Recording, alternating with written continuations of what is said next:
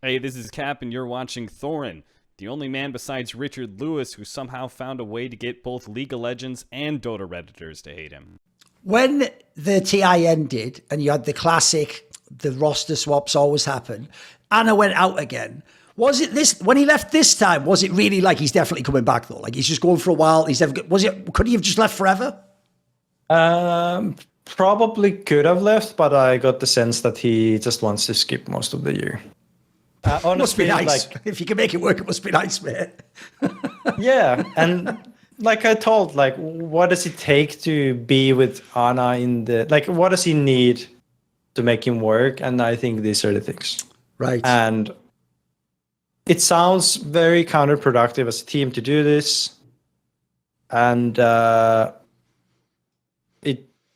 it might fight like all logic of like, yeah, you're supposed to practice, like you're losing half a year for not practicing, but like in the end of the day, like like these are the circumstances, this is how people feel, and if you don't just come to accept that, then you're probably not gonna do well. And this is what he needed. Now, most of us most of the year we didn't really put ourselves too much pressure on like needing to do very well, and it's not all like we decided to do this, but it's also like it's hard to stay motivated after winning the TI. At least we felt this way. We all had, except Dobson maybe, had a pretty rough journey to come to that point. And I felt it was a very good point to like take a little breath in and out and see and feel what's out there, and then reconsider if you want to do it again. Okay, because that's one thing I want to ask about this next year, which is, in some ways, look, the first one's ridiculous. Like I said, someone should make a fucking movie out of that. It would be an amazing movie if you cast all the right people. This year, in some ways, is also quite unlikely you should win, though, because from the outside, even when Anna came back, she got the lineup back again, like, there's a reason this team went to TI as the 10th team in the DPC. Like, this team wasn't winning tournaments. It was just like, best case scenario was make a set piece, get straight banged out, and then it's over. But what you're saying here, look, that obviously wasn't the plan. The plan wasn't like, purposely don't win so they think we're weak. But No. on some fucked up level, I guess if you have won from a scenario where you're not supposed to, it gives you a belief it's possible, right? In some sense, was there a feeling if we go to TI, it's possible to overcome again and to rise to the top? The period before the TI, we approached as in like this is us like building it up again, and when you have that mindset, I think it helps like setting the expectations, lower from like needing to win, needing to always perform at your best. But surely like it wasn't our plan to do like worse than, for example, I don't think we were satisfied by any means. If I remember correct, like I have to look a little bit myself, but yeah, They're just kind of mere placings if you see them, yeah, I remember some, yeah, it definitely didn't feel good at those times, but I also like we didn't feel like what we had like completely gone away. That's what I shared, and the Right. way I think we talked, like we didn't lose trust in each other's like throughout that time, and I think we had a roster that seemed to excel when it really mattered, like when the stakes are at the highest. And what I mean by that is like I really think some people need that to like Sure. be pushed like at the very end of it, and then they have to like survive the situation. And I think we had those players, right? And we didn't find a good way to go of the other times. Like like let's say if we had a coach, or like if we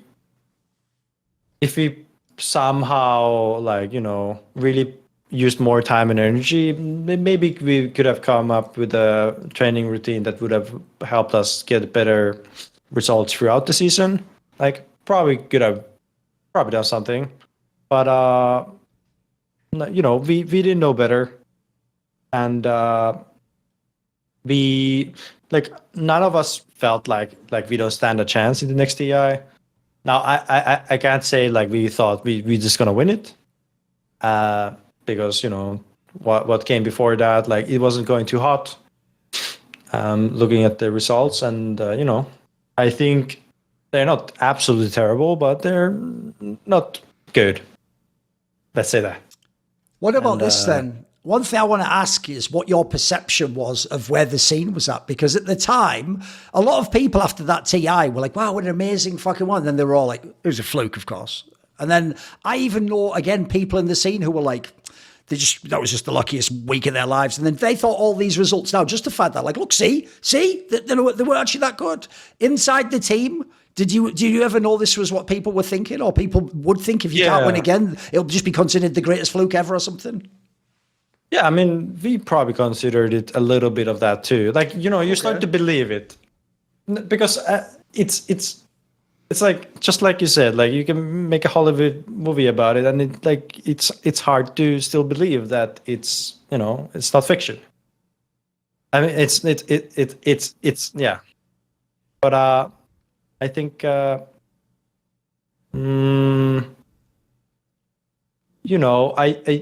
I think the time building up to this next TI, I at least felt a sense of like things coming back together the same way.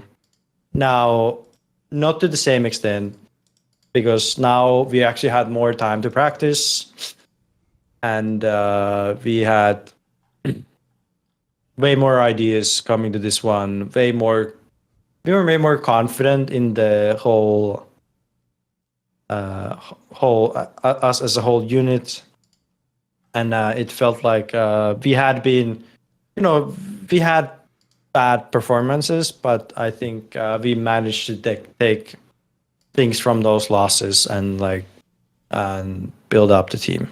And yeah. I know this year for EG wasn't the greatest year, even though they still had the really good players and the really big, basically the same roster. When you played them again and had like the rematch at TI this time, do you think there was something about when you matched up with these guys? Do you think you were in their heads or something? Why did you think you always came out on top against them? I mean, I've come later know that there was definitely something, like they just couldn't do their normal thing, and definitely like overthinking, probably jealousy, a lot of like the fluke kind of thoughts, where you just don't really wanna accept it as in like it actually happened. It wasn't just luck, and yeah, it gets to your head. But definitely the first one was more emotional. This one was like, yeah, we'll just beat them, easy time. That's what it felt. Not like that's what we felt before the game. Not that it actually was over. No, and like sure, of course. Yes. I'm just saying, sort of like what was the general atmosphere. Definitely, I think we were in their heads. Like I don't think they performed their best against us in that tournament. Like they did very well before that, if I remember correct. Right, in the upper bracket final, this is like another fucking movie itself, mate. Like, how are you playing the same opponents? So who do you meet? Well, of course, you meet LGD, right? And it's like the same fucking matches as before. It's like super close. Like, what's weird about this is I've always wondered. I asked about the EG one because I sort of could guess at that. Like, it seemed like something like they were haunted by the fact that there was the dynamic of the players had gone over and they have to beat you to show that they're better.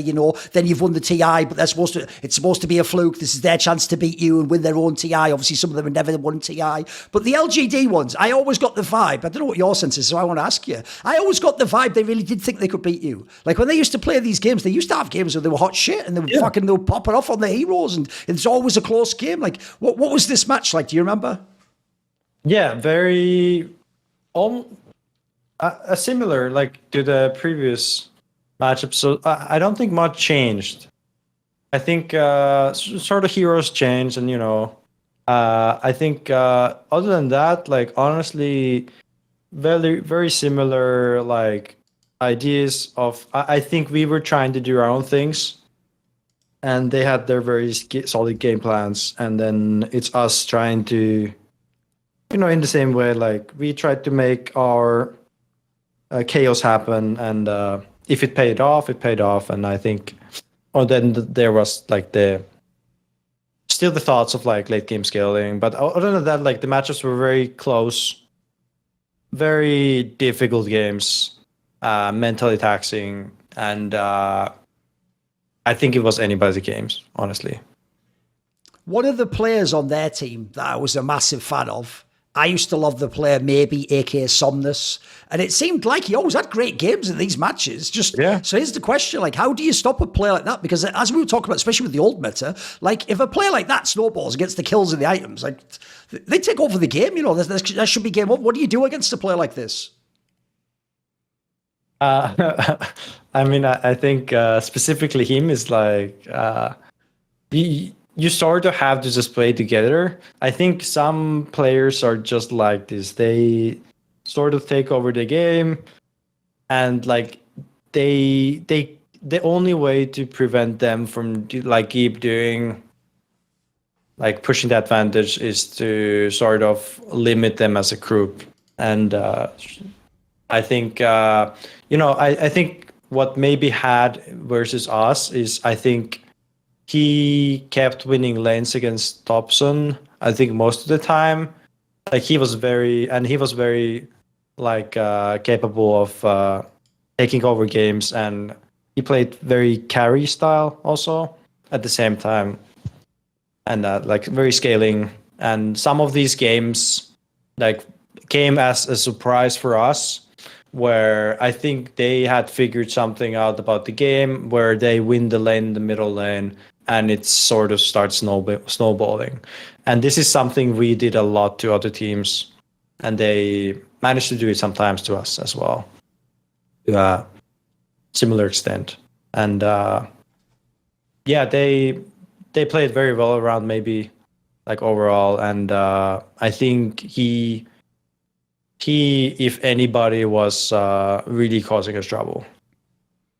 One in the final when you played Liquid, one thing I noticed in the draft, if you have a look at it, and I want to ask this about the tournament was, you said earlier, if you have Thorin, right, obviously you have to do something unusual to get like the draft so that it's viable, right? And I noticed like you actually would flex the Tiny with him. Like sometimes you would play the Tiny, or you'd play the Pogna, or he'd play the Tiny. Was this like a plan going in? Was this something that just happens in drafts?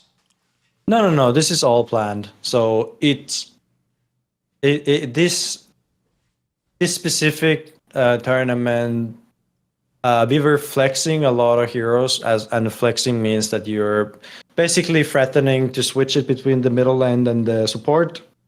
And drafting wise, it becomes a nightmare to deal with for the opponent, because, like for example, Pagna and Tiny, it has a big change what you do with each of the hero. The one thing we also were willing to do is to like, if I remember correctly, is by like putting the Pagna on position 5, and then it becomes like really hard to draft because you feel like you see the middle lane hero, but you kind of don't. Now Pagna was a very interesting hero because it's one of Topson's main heroes. And it's nothing what anybody else played in the middle lane. Like everybody else was playing sort of the like you do okay on the lane and you scale into the game. Whereas Pagna is you as soon as you hit level 6-7, like you start pressuring the towers. Like you're putting pressure on the map, and you're trying to get to your first big items, and then you sort of try to end the game. And if you don't do that, then there's some possibility of scaling, but they are more rare. And this was sort of like Thorin classic. Like I think people, if people scared of like multiple heroes from Thorin, then this was one of them. Then Monkey King and yes. Let's see if we find another one. I mean, let me most ask of those, and I probably Tiny too. Sure. Tiny was a very scary one as well. Because all of these heroes, they ramp up the game, and if he won his lane, or like kill the tower or whatever, like they become the game becomes very hard to predict. And Thoppson has played those games 1,000 times, and you have played them probably 5 times in your life, and you don't really want to give the guy that. Let me ask specifically about the Monkey King, though, because that came out again. People thought that was a gimmick the first time round. It's like, it just worked like that one time because, they got lucky. Like, how do you play around a player that's doing this? Like, this isn't something that everyone just copied. It's not like it was the best fucking hero in the game, mate. Well, Thompson specifically, like, if I could have like given tips to how to beat us, then I would have probably just focused on the middle lane, honestly. Like, and I think some teams understood to do that, and you could have also limited his hero pool, but like usually what the better teams, like what I felt was the answer when I was like, I was playing with Thompson a lot, was that people actually brought heroes in the middle lane and sort of tried to, because Monkey King is not a hero that doesn't like when the numbers don't match, where it's 2 versus 1 and sort of like the hero actually becomes very whatever, like it doesn't do very much. And I used to play a lot against him in pubs, and the one thing I found out is that I can just run middle lane and sort of just stop his bullshit. And then like it feels unfair because I'm the support. I can always do it, and he can never really do anything against it. Right. So it's always 2v1 versus him. And I think like that was the thing to do when he was putting the pressure like on those matchups. Like some of these Monkey King matchups, like people wouldn't know how the matchup goes, or they would think, okay, Monkey King is gonna lose this one, but Thompson would win this matchup like 70-30, right, or 80-20, and it's really rough when you think you're winning the matchup, you actually losing the matchup in the game, and it's all happening in front of your face. You're playing this tournament game, and now you're losing the lane, and you're like, I don't know what's gonna happen next, but this guy won the lane, and he's like on a rampage going around the map. Right. As I say, I want to ask your thoughts on the draft in this final against Team Liquid. Because, for example, there are games, like there's not only Thompson doing all these shenanigans and you two flex it. There's like a game where fucking Anna plays Io. Just like, what? In the final of TI. So what again, like the joke would be, like there's a famous story, I'll give you a quick anecdote. There's a famous story from I think like the 1970s or 60s in America where some baseball pitcher accidentally like took LSD and forgot he had a game the next day. And supposedly the myth goes that he actually hit through like a perfect game, like he just knocked everyone out because he was just in some like weird zone. Like, what the fuck? Like, and so the question is like, what the fuck was cooking in OG when these drafts are coming together? Like, are some of these planned as well? Are they coming before the day or the night before? Like, these are actually properly, they're not just decided in the moment, like, let's gamble on this. Yeah, so this is us, some of the preparation we have done previously. This was very late. I don't know if it happened in the tournament or like right before, probably in the tournament.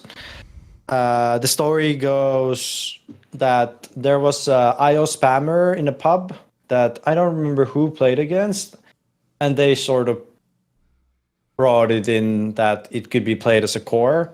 Now it was first taken as a meme, but then when you start like really looking at it and what you can buy on IO, and then you like combine the drafts, it feels like unbelievably broken in that patch, where it felt like you just combine it with the guy who's a frontline tank, and this guy keeps dishing out damage on the back line, and you still have an unkillable guy in the front, and you also can't kill the IO because he's like very tanky as well.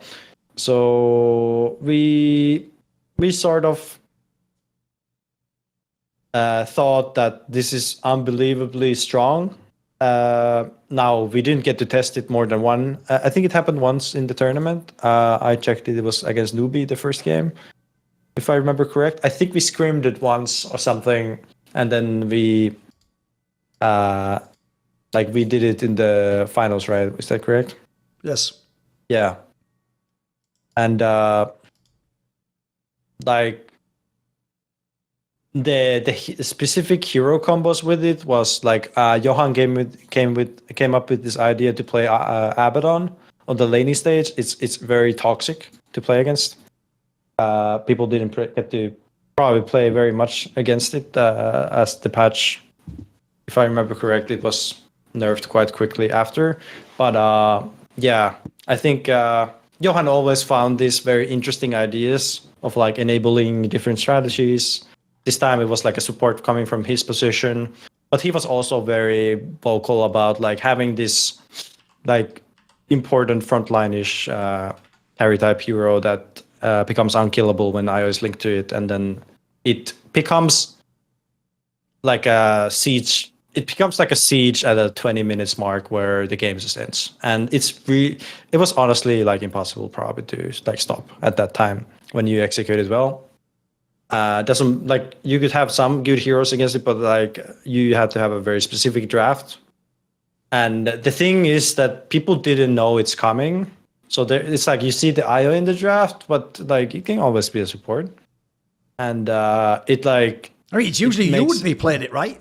Yeah, and it's tough to play against. IO Tiny was also a combo, like a support IO into Tiny, where you like amp him up. This had been like a strategy for quite a long time previously, and that could have happened in that draft specifically. And but yeah, there's a lot of mind games during this time, the way we drafted, and we baited things, people picking certain things. For example, like we really wanted them to pick the TA Tide. Like that happened, was it 3 out of the 4 games? Yeah. Now we lost the first game, but the other 2 games, like it was sort of a bait because it's 2 heroes that are very late game scaling. They need time. And we're picking Tiny plus whatever mid hero we want that wins against TA. And we're like heavily snowballing the game. And we played completely different. This, if you think about how I'm talking now, it's like we're playing the very early game, like very snowballish lineups, similar to like what people played last year. And like we dropped most of the like late game scaling games. Like that barely happened this TI for us, if I remember correct. It was mostly just like games ending 20 to 30 minutes, and those games are very very dominant most of the time. Yes. Were you actually, when you got to the final, at all intimidated by Team Liquid? I mean, first of all, your boy Miracle's there, Kuroki's there, there's a whole bunch of people you've known or wanted to play with, etc. And they had, just like TS, they did that insane low bracket run again where it's like they're just knocking everyone off in a row. So did you actually think we're going to win when you went to the final? What were the thoughts of matching up against this team? I was very confident we're going to take it. I didn't, like when I looked at the way they played and drafted, I felt like, you know, they like to play more of the scaling type. And I think the way we match up with the early game pressure, if I remember correct, like we hadn't played previously in that tournament. So I felt like they were, you know, they hadn't really, you know, experienced what it's like. Do people have to play OG to know what you know what the games are like, essentially? Yeah, that's what I felt myself. Now the first game that we actually lost was very surprising to me because I thought we had everything, but I also noticed that we just kind of, you know, in that game, like we just kind of fell asleep or something and ran into big ultimates. But I think like that was sort of the only surprise in that matchup, and I think the rest of the game, I feel like we had the edge. Like strategically, it was really hard for them to answer what we had, and we executed it well that day. And it's hard to beat with what they had, in my opinion. If people wanted to hate on you before, everyone did, and say it's a fluke, especially because look, they flouted the meta of TIA and they did the opposite and they won miracle games late and maybe people choked on. Well, like you say, you win this one. Not only again without like an insane run up, but you play almost the opposite style. Like if anything, this was the ultimate way to prove it wasn't a fluke in a way. Mm-hmm. Yeah, and I think most of us, like, especially me and Thompson, like this was the style that we wanted to play almost all games. Like this is what we truly believed in. I think the last TI, like we had to like wing it, I would say, to like what we knew and what we were capable of doing and what we had been practicing. But I think this TI we really got to push like what we are as players and like show like what we're capable of, like truly. When right after this, pretty much, you just retired, I thought you were doing the Chinese fake retirement where it's like, oh yeah, see, I'm retired now, guys. And then you wait like 3 months and then you see like, I actually wanted to join this team and you go and join that team. Like they do, I've seen them do that a million times, that bait and switch. You just were done. Like you just won 2 TIs. Like, right, see, I'm off. That's it. You were finished with your career playing wise. Yep. I had been thinking about it for quite a bit. I think my interest for the game started to lack already probably a year ago from that, if I remember correct. And I think like I had to, like I was sort of trying to find new ways to motivate myself to keep playing. But it wasn't at the same state as it had been previously. I was like way back, like I was like deeply interested in the game and like figuring things out to the finest detail. Whereas I would say in the end of my career, I was very like, it wasn't a bad thing by any means, but I was very focused on like playing with these guys and really trying to make it work together. And like they were like a big source for my motivation to play the game. Whereas the game by itself, like if I had to play nonstop like ranked matchmaking, like my way to motivate myself of those days is to like think really hard of like, okay, how do I practice today so I can be used for my team? And that was like my way to motivate myself. As we said earlier, once upon a time, if you just look at the results, it looks like if you leave a team, they fucking go on a mad TI run and they're all like really awesome and everyone's getting to win the trophy and you're just the little fucking, you're the little orphan boy looking through the window like, oh, I wish I had a family and Christmas dinner or whatever. They look fucking brutal for you at one point. It's kind of crazy on the way out, you win 2 TIs. And back then, remember, no one repeated TIs. That wasn't a thing back then. What's this sense of what your playing career was like? It seems almost like a fairy tale at the end. It's incredible.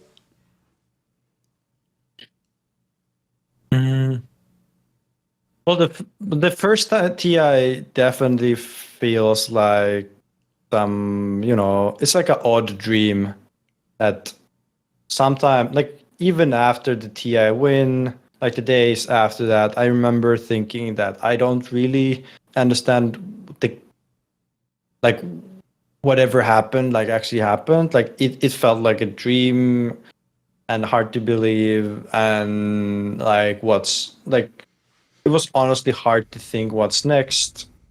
It's just the empty, like it all happened, but it all happened so quickly. One thing I've always thought, I want to get your take on this, must be beautiful about Valve is when they did those True Sight documentaries, like memories change over time. You lose parts of them. Like in this interview, you couldn't remember certain times. But to actually have like a record, even of some of the calls that were made, that must be cool to go back to. Have you rewatched those?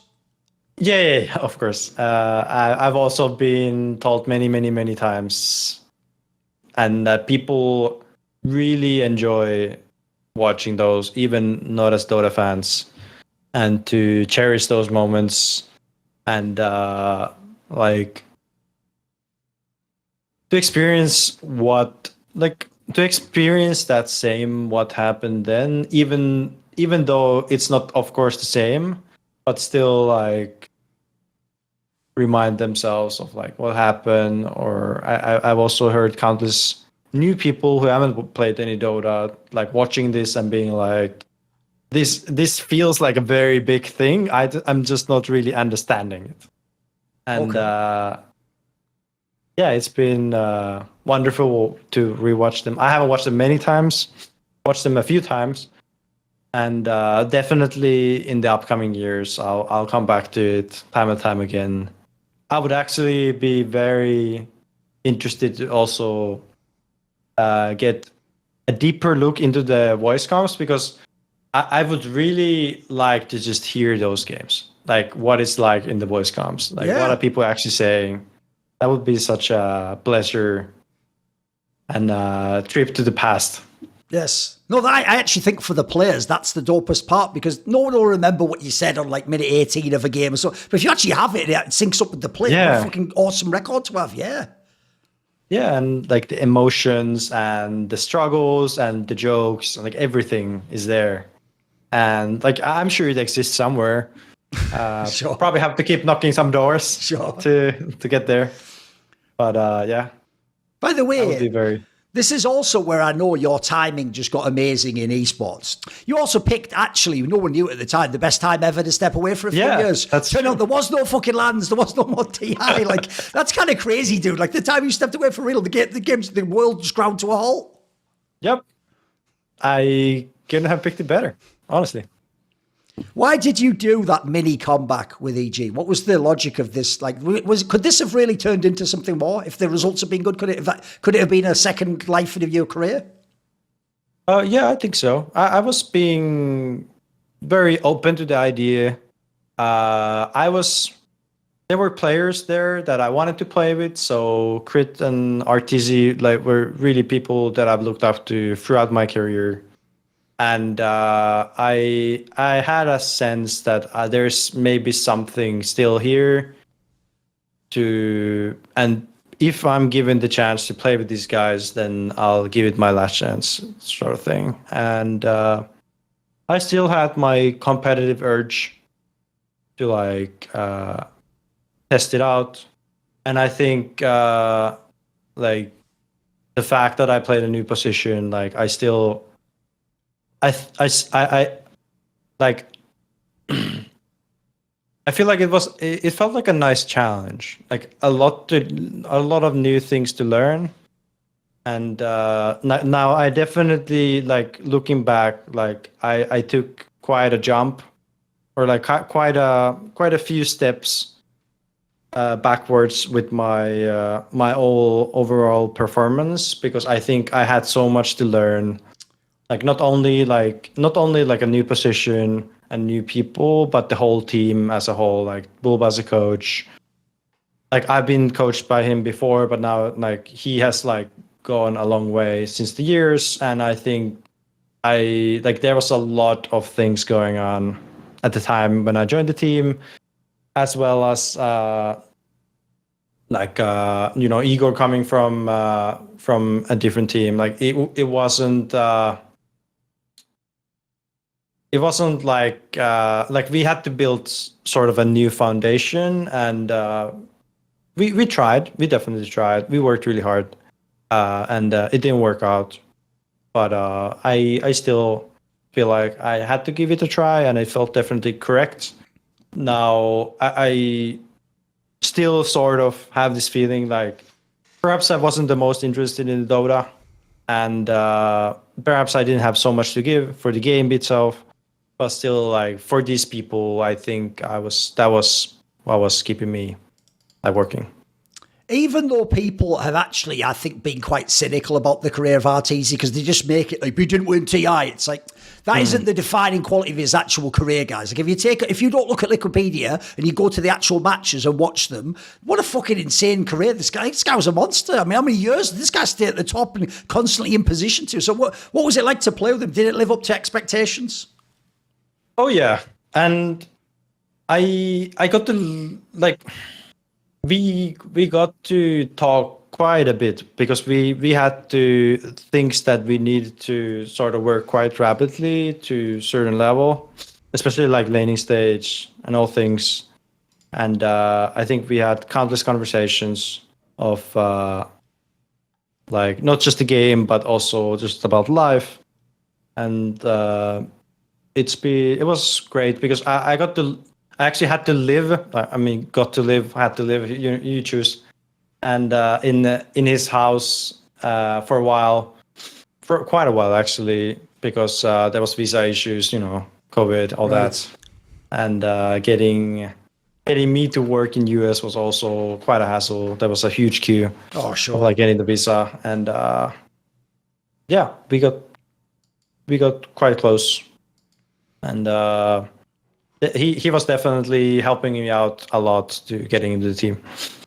When you retired, I actually pulled up the thread on Reddit, right? And the top comment, you know what? There's a lot of stupid shit posted on Reddit, but every now and then that system of, the funny thing rises up. Sometimes they nail it. Sometimes they here's the line that they said, right? It's a banger.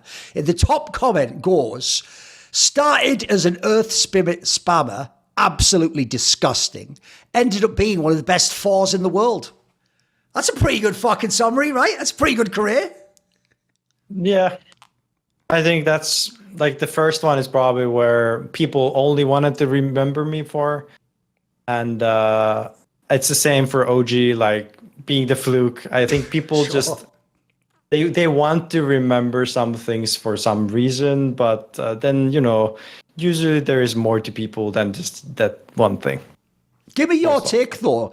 Look, you've been fairly self-effacing and sort of a bit chill and even-keeled in this interview. But if I just take your resume, forget all the things you said. If I take your resume at the 4 position and I stack any other 4 position player ever in history, your resume might be the best. Were you the best 4? Yeah. Do you feel like you were the best 4? Not anymore. At the time, like at the things that I did, so mostly for this roaming stuff, like I feel like I was a step ahead of many people in that aspect. Now, sure, like laning stage, all that. Like I don't think that was my strong suit in the team, or like playing as a 4, and definitely something I could have improved over time. Like after, if I continued playing, but overall, I think I got to play Dota the way I wanted to, and that was certainly. It was certainly handy that it made sense in some of the metas, and it seemed to, I just got this like really express myself with the game at that time, and that's to win with that way. I think that's also like it really just like happened to work at those times specifically, and in a very big way, like winning those tournaments. And I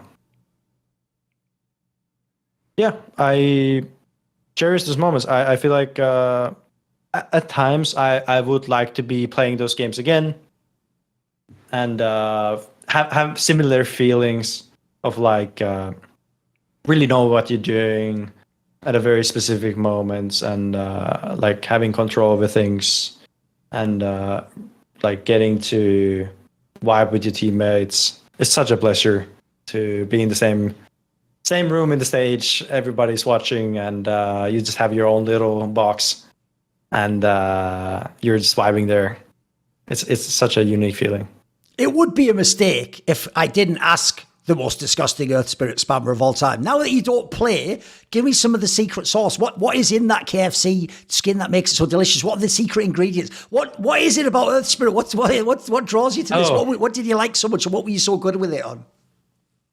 Originally, the hero came, and I immediately picked up on it, and I really just thought it's an interesting hero. I've told this story many times. I'll just tell it again. I really just thought it's a very unique mix of spells and abilities that I just truly found very like unique and worth discovering. Now, the problem I think with that, like why people call this,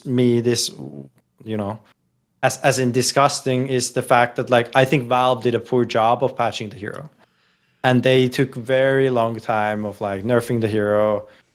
Now, what happened with the hero over time, and this is kind of sad, is that they kept nerfing the hero, and they kept nerfing the hero, and they kept nerfing the hero, to the point that like it was like even this TI is like, doesn't matter how good you're on the hero, it's just like I saw people try to perform on it, and it just like doesn't do very much. And I'm glad I decided, like I had the urge to play it sometimes, but I also knew it's a bad hero. And I feel like some people fell into the trap. Some players fell into the trap of like, they wanna make it work. But I'm glad I didn't fall to that trap myself. And as much as I've played the hero, as much as I've loved to play it, like in the end of the day, I think it taught me a lot So I think the one interesting thing in Dota is when you keep playing the same similar hero or the same hero, is that you start to look at the game like from a different perspective. It's almost like you become one with the hero. Like it seems so, or it sounds so dumb to say it, but it is like that. As in, like you're like, you don't think about the hero itself anymore. You just think about the game, and it teaches you a lot of like what actually happens in the game, because now you don't really, you're just one puzzle piece in the game.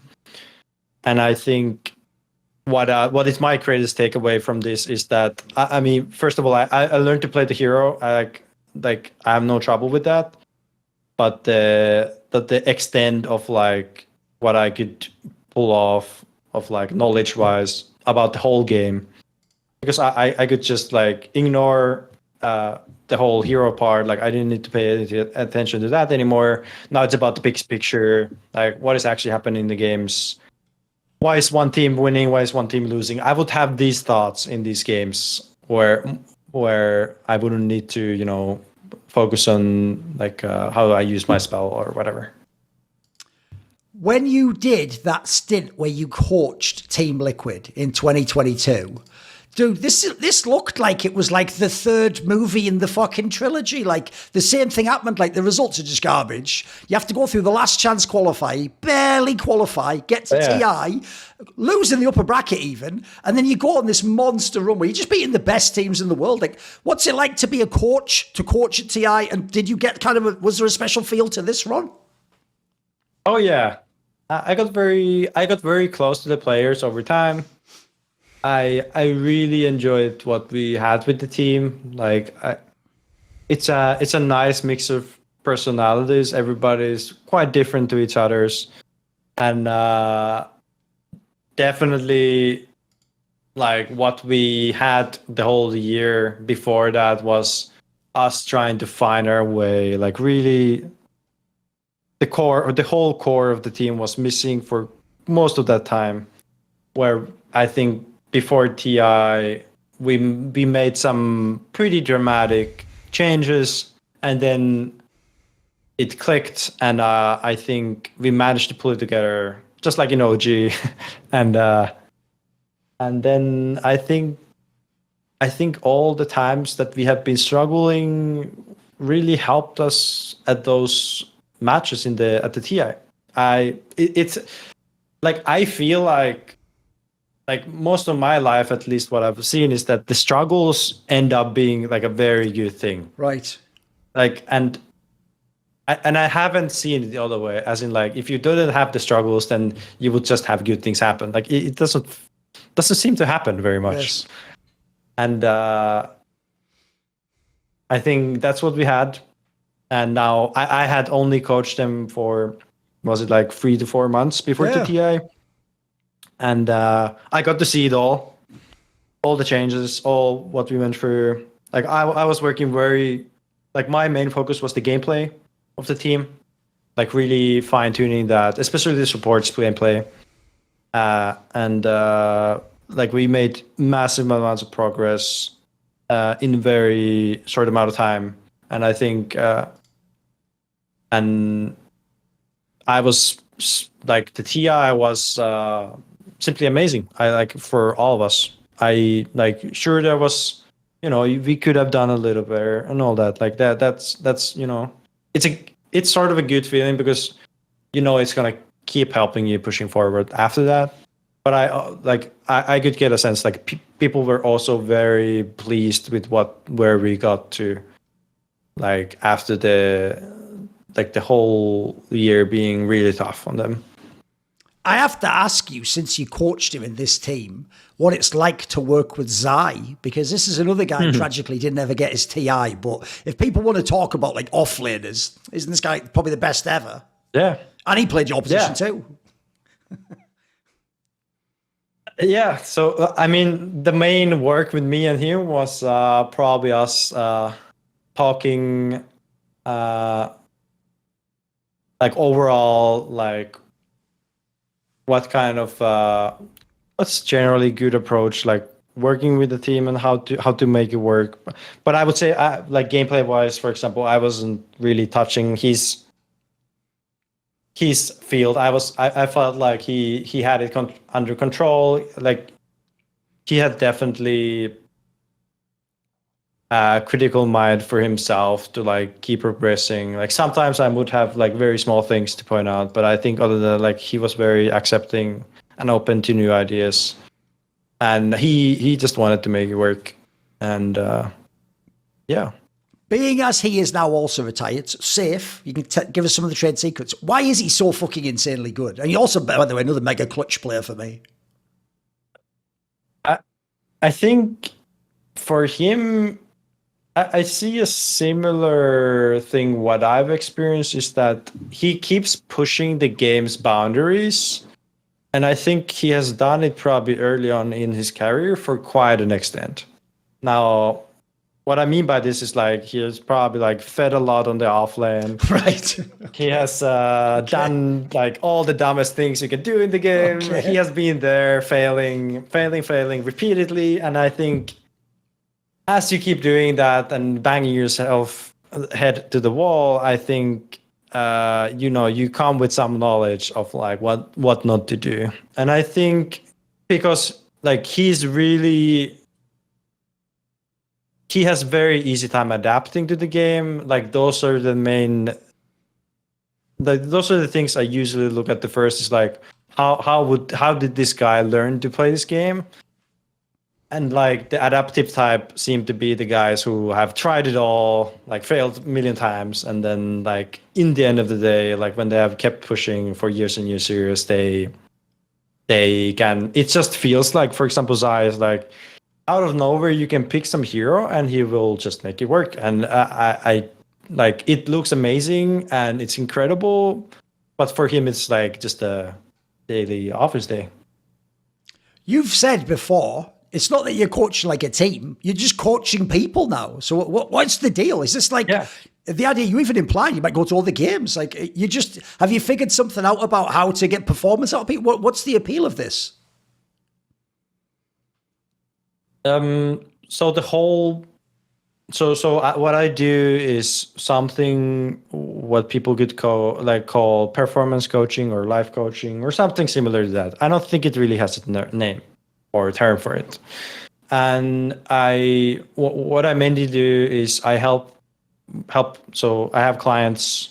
I have a website where people can book me and all that, and I help my clients to sort of face their struggles and really help them understand like what is going on in each of these things, and like guide them, like helping themselves out with those things. And sorry, I'm struggling my word. I feel like I've been talking quite a bit. Yeah, I feel like I can help them understand themselves better and guide them throughout those different kinds of problems. So people experience toxicity in their public matchmaking and how to deal with that.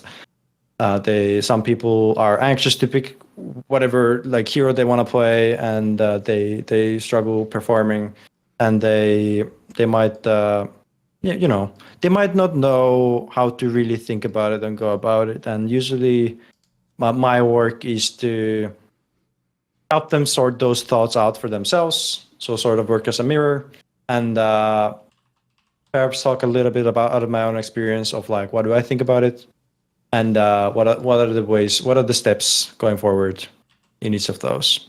Since you actually on your Twitter put an example of like what a coaching session is like, you even put like the conversation. I thought this was very interesting because a lot of the people in your area, I mean, some of them are obviously literally, if they have the degree, called them sort of sports psychologists, but performance coaches usually what they call in esports. Some of those people, I've noticed the ones that are a bit fraudulent are the ones that try and pretend they've got like a magic secret, and they come in like, I'm going to show you your whole thing looked like, essentially people know it's called the Socratic method. You just ask questions over and over again. And when the player says something, well, I did this, you're like, and why do you think the path was that? And he doesn't know it, but in a way, you're getting him to give all the answers, right? Look, you had a very interesting approach. Yeah, and I think this is the way we work, because I think we usually hold on to the answers ourselves, but it's sort of like, if you get down to those questions, and you like, if those questions are being asked of you, then I think usually people sort of realize like what's the way forward. And the role of the coach is to sort of like guide to those questions. Now, it's not that I will ask, like I will prefer no, or like set up like, okay, these are the questions that I'm going to be asking, because the problem with that is like there's no gimmicks. Like the person is where he's at this moment, and like whatever he comes to the session with is like that's what's being talked about. And like what, like having sort of like yeah, I think the main approach is to like really be there for them, and they're able to ask like, or get closer to what they're struggling with, and really think deep of those thoughts. And I think most of the time they resolve quite quickly. It's my experience, like quite quickly, like especially the things people go through in games. And I think it's because they don't necessarily take this time off to think for themselves, and they don't necessarily have anybody who would like help them like get to these thoughts, outside of maybe me. Oh yeah, previously I mentioned the whole like, why do I like, I didn't go to like, why do I do this? And I think it's important. I think it's the whole thing of like why this is maybe different from what other people do. And I think like most of my esports career, like I just haven't really had a person that I can talk to about like what I'm experiencing. Right. And I've felt quite lonely, quite isolated, to be honest, like with these thoughts. And I've been like, is there something wrong with me? Put it this way, I've known a lot of competitors, JerAx, and what people might wonder is, but you had all those friends in the team, so, but you can't say to a teammate, right, for example, oh, I'm actually fucking feeling really bad right now, I don't even know where I am as of like, they don't want to hear that, and it might ruin the morale. Like, you need like a person outside the team, a person outside the game, right? Yeah, it feels much safer to have somebody you can trust to like share these thoughts to. Now, the problem in teams is that, especially in some games, the issue is that yeah, it's a team, but you also have to look out for your individual success. And like, if you come out as like, okay, I have these and these problems, like it might not be to your benefit to like be completely open about it, because some might use it against you. Like you don't really know. Like even though you're in a team, like people still, like I've heard countless examples in League of Legends where I feel like, even though the team is like, they have all those players, but I also feel like the players are functioning as individuals within the team. And it sounds really odd to me. Like I don't know how that works, but like I understand, like if that's the case, then they'll look out for their own cause. And like, I'll give you an example, mate. I've heard basically the problem is if you share a vulnerable thing about yourself like this, it might be okay then, they might even accept it. But the point is, if you then ever have like the month where you hit all the games or you play that, yeah, it's just going to come back and they're going to think, oh, that guy's broken, basically. Like, get him out. Like, remember he had those, they can be used against you, right? It can be weaponized. Yep. And that is a very unfortunate thing. Now, I don't know how often that happens with other teams, or like if that's what people are afraid of. But for me, like why I do this is like to offer this to anybody. Like I'm not only doing this for professional players. For top players, right? Yeah, this is for anybody. And I've had a lot of clients that are just beginning in Dota 2 or so. Like, and they're just like struggling to like really figure it out of like they don't really know how to approach it. And I think they have different kind of problems. Players have different kind of problems. Like we're all dealing with something. And yeah, I offer this as a service, like as a opportunity for people to speak up about those problems, and I'm there to help. At the end of this interview, it's been a monster. Do you have any final message? Do you have anyone you want to thank or say hello to? Yeah, I mean, first of all, like thanks for you. I feel like just like getting down to the memories of like all these things, it feels like it feels joy to return back to. And I don't often do it. Like I actually pretty rarely think about my career in the end of the day. So yeah, thanks for that, and just inviting me here. And I have a bunch of people who still follow me, even though I'm not posting anything. Somewhat feeling guilty of that, but at the same time, like yeah, it's still grateful to have people who are cheering for the good of me, and all my clients, all my whoever I know and they know me or whatever. I wish you all the best. Kiitos. Ole hyvä. In this esports world, it can seem like everyone's against you, but I've always got the Illuminati, my Patreon community, riding with me, and it is thanks to the support of the following people, this video and all of them on my channel are made possible. Matt Pugnaccio Rakula, Ahmed Haju, Frisky, Tosh, Jensen Gore, Animosity, Toucan, Tobias Bernasconi. If you've ever watched my videos, you know now I'm going to give a massive shout out to Jerky's Minion, the main man. Do you want to suggest a topic or a guest for my content? You want teasers? Find out who the upcoming interview guests are. Maybe you want to ask me a question. I tend to answer them at length in my video AMA. Do you want to take part in one of those dinner discussions where we talk about what you're interested in esports? Well, if any of these perks or more appeal to you, put your money where your mouth is. Join the Illuminati today, where in the description box below is a Patreon link.